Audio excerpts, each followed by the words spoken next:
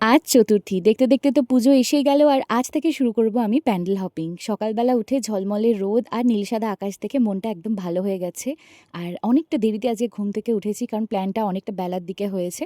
তো সকালবেলা উঠে আগে একটু ছোলা খেয়ে নিলাম আর এরপরেই জাম্প করে দেখবে আমি চলে গেছি প্যান্ডেলে। আসলে মাঝের ক্লিপিংসগুলো না আমি নিইনি কারণ আমার মনটা খারাপ হয়ে গেছিলো কয়েকটা প্ল্যান ক্যান্সেল হয়ে যাওয়াতে। যাই হোক আজকের দিনটাকে তো এনজয় করতে হবে। একটু ক্যাজুয়ালি রেডি হয়ে চলে গিয়েছিলাম মধুরিমার সাথে এই গড়িয়াহাট, রাসবিহারী এইদিকে ঠাকুরগুলো দেখতে। বেশ কয়েকটা ভালো, ভালো প্যান্ডেল আর বেশিরভাগই ওভার হাইপড কিছু প্যান্ডেল আর মা দুর্গা দেখলাম।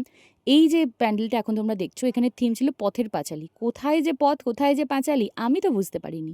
যাই হোক মায়ের মুখটা দেখে বেশ ভালো কেন জানি না রিলসেই আমার প্যান্ডেলগুলো দেখতে যেন বেশি ভালো লাগছিল। আর তারপরে ঝমঝম করে বৃষ্টি এসে গেল আর আমরা চলে গেলাম কাছাকাছি একটা ক্যাফেতে। ক্যাফেটা বেশ সুন্দর করেই সাজানো ছিল আর এখানে ছোট্ট করে আমি সেরে নিলাম আজকের ফিট চেকটা।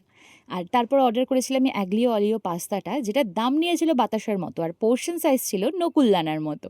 যাই হোক বাইরে বেরিয়ে আমি লস্যি খেয়ে মন প্রাণ সব ঠান্ডা করলাম আর সন্ধেবেলা এই লাইট দেখতে দেখতে বাড়ি চলে এলাম। এইভাবেই কাটলো আমার চতুর্থী।